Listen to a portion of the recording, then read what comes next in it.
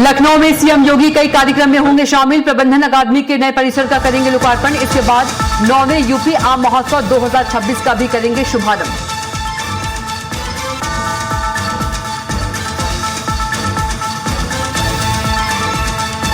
चार जुलाई से लखनऊ दौरे पर रहेंगे नितिन नवीन। कई संगठनात्मक कार्यक्रमों में करेंगे शिरकत। मंत्रियों के साथ करेंगे अहम बैठक। संगठन को मजबूत करने की दिशा में होगी अहम बैठक।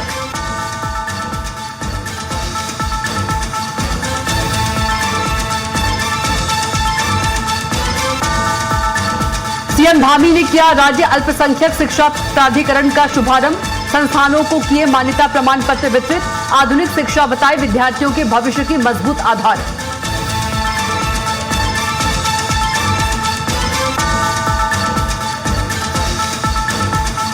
अयोध्या राम धन गबन मामले में बड़ा खुलासा। 8 आरोपियों से 79,85,000 रुपए नगद बरामद। 6 आरोपियों से लॉकर के जरिए भी हुई बरामदगी।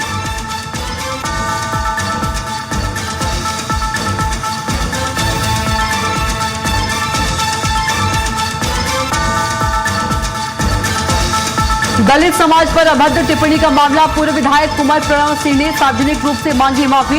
दलित समाज से की विवाद खत्म करने की अपील।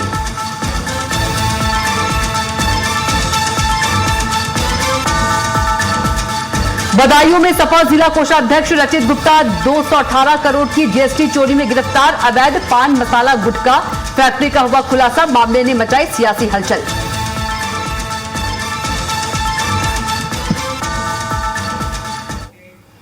नमस्कार, न्यूज 360 में आप सभी का स्वागत है। मैं हूं आपके साथ कविता पांडे। बुलेटिन की शुरुआत बड़ी खबर के साथ करेंगे, जहां सीएम योगी लखनऊ में कई महत्वपूर्ण कार्यक्रमों में शामिल होंगे। सुबह वे सीजी सिटी सुल्तानपुर रोड स्थित प्रबंधन अकादमी के नवीन परिसर का लोकार्पण करेंगे, जिसका आयोजन डॉक्टर राम मनोहर लोहिया संस्थान में होगा।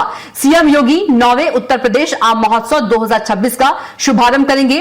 इसके बाद इंदिरा गांधी प्रतिष्ठान पहुंचेंगे, जहां वे आम महोत्सव 2026 की स्मारिका का विमोचन करेंगे। इस दौरान सीएम योगी प्रगतिशील बागवानों को सम्मानित भी करेंगे। कार्यक्रम को लेकर प्रशासनिक तैयारियां पूरी कर ली गई है।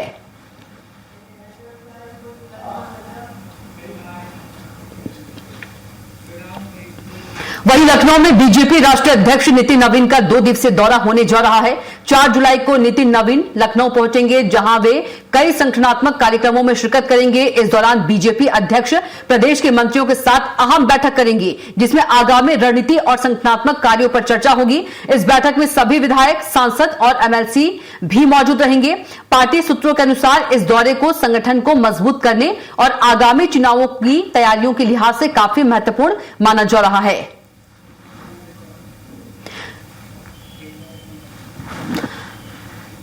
तो बता दें कि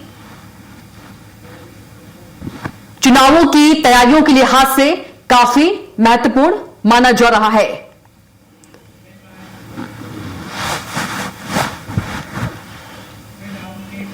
वहीं बदायूं से आपको बड़ी खबर बता दें कि जहां समाजवादी पार्टी के जिला कोषाध्यक्ष और कारोबारी रचित गुप्ता को 218 करोड़ रुपए की जीएसटी चोरी के मामले में गिरफ्तार कर जेल भेज दिया गया है। आरोप है कि बदायूं में अवैध रूप से चल रही पान मसाला और गुटखा फैक्ट्री के जरिए सरकार को भारी राजस्व नुकसान पहुंचाया गया। दिल्ली, नोएडा, मेरठ और बदायूं की संयुक्त जीएसटी टीम ने दातागंज स्थित रचित गुप्ता के ठिकानों पर 12 घंटे तक छापेमारी की, जिसमें 410 किलो सुपारी समेत भारी मात्रा में पाउच और पैकिंग सामग्री बरामद हुई। रचित गुप्ता, मनोज साहू और उमेश को गिरफ्तार कर मेरठ अदालत में पेश किया गया, जहां तीनों को 14 दिन की न्यायिक हिरासत में जेल भेज दिया गया है। मामले ने सियासी हलकों में हलचल मचा दी है। वहीं उत्तराखंड में विधानसभा चुनाव दिसंबर 2026 में होने की चर्चाओं के बीच मुख्यमंत्री पुष्कर सिंह धामी ने कहा कि भारतीय निर्वाचन आयोग की ओर से समय से पहले चुनाव कराने संबंधी कोई सूचना नहीं मिली है। उन्होंने स्पष्ट किया कि चुनाव की तिथि तय करना निर्वाचन आयोग का अधिकार है और आयोग जो भी निर्णय लेगा उसका सभी को पालन करना होगा। हरिद्वार में जनवरी 2027 से शुरू होने वाले कुंभ मेले को देखते हुए चुनाव जल्द होने की अटकलें लगाई जा रही हैं। हालांकि मुख्यमंत्री के बयान से संकेत मिले हैं कि चुनाव तय समय पर हो सकते हैं। ऐसी सूचना हमें कोई नहीं आई है कि पहले कहीं चुनाव हो रहा है, वो हमको किसी भी स्तर पर नहीं कहा गया है और नहीं ऐसी कोई तैयारियां पहले की हो रही है। मुझे लगता है कि वैसे तो चुनाव आयोग जो कहेगा वो सबको मानना पड़ेगा, लेकिन अभी औपचारिक रूप से या आधिकारिक रूप से कोई सूचना नहीं है। अगली खबर का रुख करेंगे, जहां देहरादून में मुख्यमंत्री पुष्कर सिंह धामी ने कहा कि डबल इंजन सरकार के विकास कार्यों का लाभ सीमांत और ग्रामीण क्षेत्रों तक पहुंच रहा है। बेहतर सुविधाओं और बढ़ते अवसरों की वजह से प्रदेश में रिवर्स पलायन को गति मिली है। बड़ी संख्या में प्रवासी अपने पैतृक गांव लौटकर होम स्टे, होटल, स्टार्टअप, कृषि, बागवानी और स्थानीय उत्पादों से जुड़े कारोबार कर रहे हैं। शीतकालीन यात्रा शुरू होने से पर्यटन को भी बढ़ावा मिला है। पिछले 3 वर्षों में प्रदेश में करीब 24 करोड़ पर्यटकों का आगमन राज्य के लिए बड़ी उपलब्धि है। डबल इंजन सरकार ने जो प्रयास किए हैं, विकास के काम किए हैं, आज जो सही सुविधाएं हमारे सीमांत से सीमांत क्षेत्रों तक पहुंच रही है, गांव तक पहुंच रही है, देहात तक पहुंच रही है, उसी का परिणाम है कि आज बड़ी संख्या में अब रिवर्स फ्लाइंग शुरू हुआ है। और प्रवासी जो बड़े अनुभव जिनके पास हैं, जिन्होंने अनेक क्षेत्रों में अपनी विशेषज्ञता प्राप्त की है, अनुभव लिया है, ज्ञान अर्जित किया है, स्किल जिनको प्राप्त है, वो सब अपने अपने गांव को लौट रहे हैं, अपने पैतृक स्थानों को लौट रहे हैं और अपना कारोबार शुरू कर रहे हैं। कोई होम स्टे शुरू कर रहा है, कोई होटल कर रहा है, कोई छोटे छोटे उत्पाद बनाने का काम कर रहे हैं, कोई स्टार्टअप कर रहा है। वहीं देहरादून में मुख्यमंत्री पुष्कर सिंह धामी ने खेल एवं युवा कल्याण विभाग की समीक्षा बैठक में अधिकारियों को जरूरी निर्देश दिए। उन्होंने कहा कि राष्ट्रीय प्रतियोगिताओं में पदक जीतने वाले खिलाड़ियों को आउट ऑफ टर्न सरकारी नौकरी देने की प्रक्रिया तय समय में पूरी की जाए। अधिकतर खिलाड़ियों की नियुक्ति खेल विभाग में ही होनी चाहिए।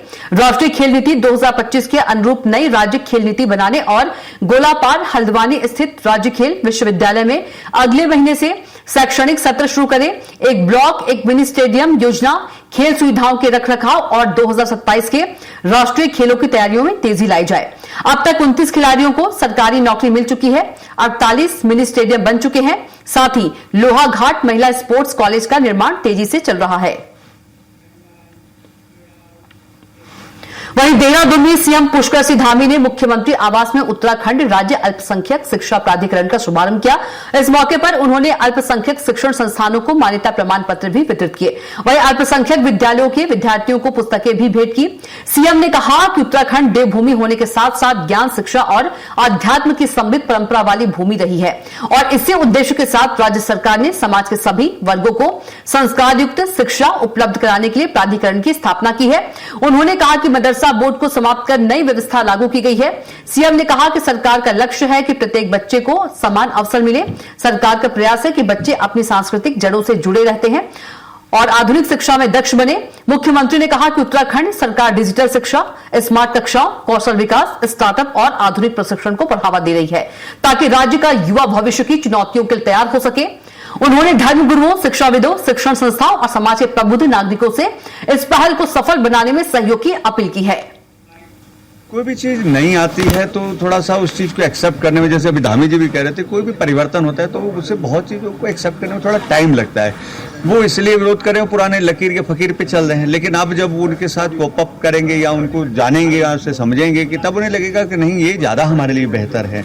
ये भी यूसीसी की तरह एक माइलस्टोन बनेगा और आप देखिएगा आने वाले टाइम में दूसरे राज्य भी इसको फॉलो करेंगे। यूसीसी के बाद वन नेशन वन लॉ के बाद अब वन नेशन वन एजुकेशन, और ये साफ साफ दर्शाता है कि हमसे अपने हुए हैं दूर, चलो यूं कर ले, आओ इस कौम के बच्चों को पढ़ाया जाए, क्योंकि वो एजुकेशन ही है जो सबको साथ ला सकती है, वो जो भारत को विश्व गुरु बना सकती है। आज उसकी शुरुआत हुई है। दिल की गहराइयों से बहुत बहुत बधाई और धन्यवाद। बहुत ही ऐतिहासिक दिन है उत्तराखंड राज्य की शिक्षा व्यवस्था के लिए।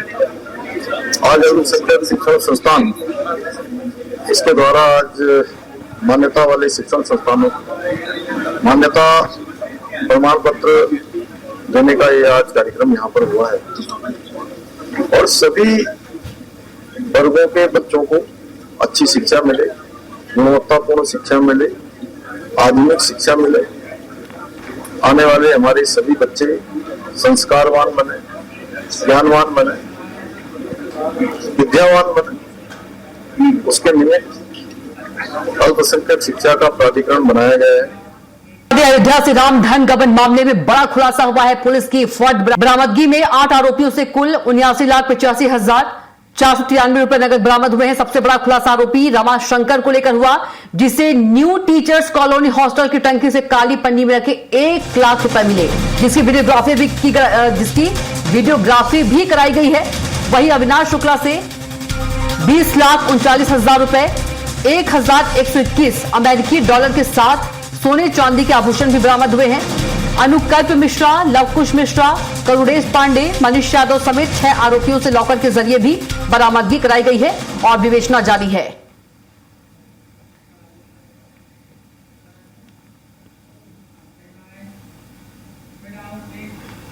और अगली बड़ी खबर का रुख करेंगे, जहां प्रयागराज में यूपी टीईटी परीक्षा के पहले दिन परीक्षार्थी पकड़े गए। चेकिंग के दौरान इन अभ्यर्थियों की गतिविधियां संदिग्ध पाई गई, जिन्हें एआई कमांड कंट्रोल रूम से ऑनलाइन निगरानी के जरिए चिन्हित किया गया।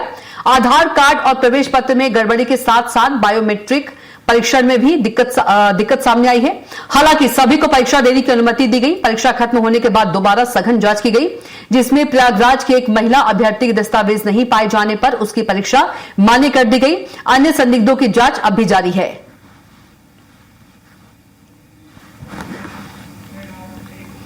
वहीं श्रावस्ती के नवीन मॉडर्न थाना क्षेत्र में राष्ट्रीय राजमार्ग 730 पर शुक्रवार सुबह भीषण सड़क हादसा हो गया। खदगोरा बस्ती के विजयपुरवा के पास लकड़ी से लदा ट्रक और शीतल पेय से भरा ट्रक आपस में टकरा गए। टक्कर इतनी जोरदार थी कि लकड़ियां सड़क किनारे सो रहे परिवार पर जा गिरी, जिसे पिता, पत्नी और 13 वर्षीय बेटे समेत 3 लोग गंभीर घायल हुए। एक खलासी भी जख्मी हुआ। हादसे में दोनों ट्रक चालकों की मौके पर ही मौत हो गई। जेसीबी की मदद से शव को बाहर निकाले गए। पुलिस ने शव पोस्टमार्टम भेजकर जांच शुरू कर दी है।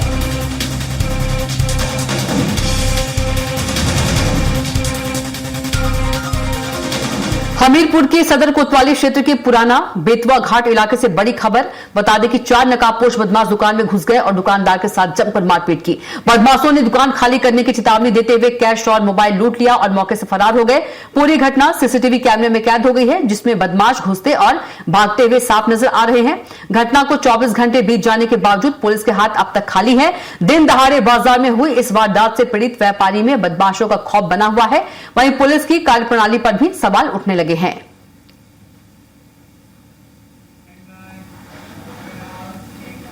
वहीं हरिद्वार में गाली गलौज का ऑडियो वायरल होने पर पूर्व विधायक कुंवर प्रणव सिंह ने सार्वजनिक रूप से माफी मांगी है। दलित समाज पर अभद्र टिप्पणी और वायरल ऑडियो को लेकर कई दिनों से माहौल गरमाया हुआ था। दलित समाज की बैठक में पूर्व विधायक कुंवर प्रणव सिंह ने मंच से माफी मांगते हुए विवाद खत्म करने की अपील की है। इस मौके पर उत्तराखंड सरकार में दर्जा प्राप्त मंत्री देशराज कर्णवाल भी मौजूद रहे। इससे पहले संत रविदास घाट पर दलित समाज ने पंचायत बुलाकर पूर्व विधायक के खिलाफ कार्रवाई की मांग की थी। लेकिन ये जो घटनाक्रम हुआ है, इसमें जो सम्मानित अनुसूचित समाज की भावनाएं आहत हुई हैं, मैं उसके लिए बहुत बहुत माफी चाहता हूं और आप सबसे आग्रह करता हूं कि इस गलती को नजरअंदाज कर दें, क्योंकि एक वृहद समाज है और मैं कभी जाति प्रथा में या धर्मवाद को नहीं मानता रहा। अपने जीवन में मेरा राजनीतिक सामाजिक चित्रण आप देख सकते हैं। वहीं चंपावत की लोहा घाट में कांग्रेस की परिवर्तन संकल्प सभा में मुख्यमंत्री पुष्कर सिंह धामी पर लगाए गए आरोपों के बाद भाजपा ने पलटवार किया है।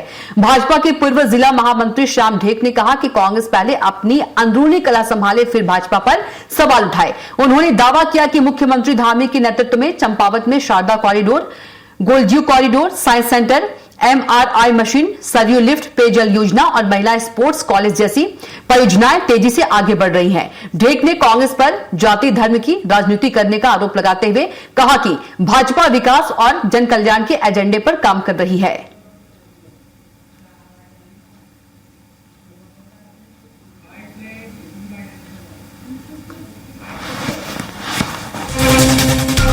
सम्मानित पद में बैठे हैं, किसी को आप गुंडा बता देते हैं तो किसी को आप जातिवाद में धकेल देते हैं, किसी को कहते हैं ये छोटा धामी है, ये बड़ा धामी है।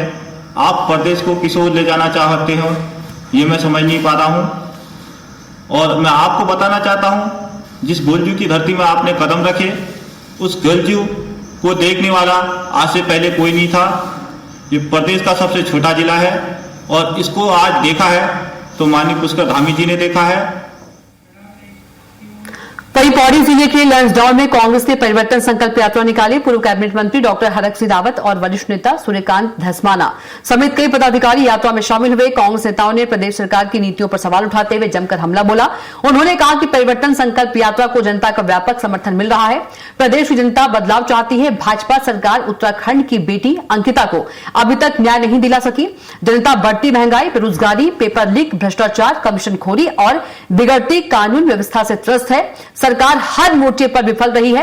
राम मंदिर के कथित चंदा चोरी मामले में उन्होंने सरकार के लोगों को राक्षस बताया है। परिवर्तन संकल्प यात्रा में कांग्रेस नेताओं ने पार्टी प्रत्याशी के पक्ष में मतदान की भी अपील की।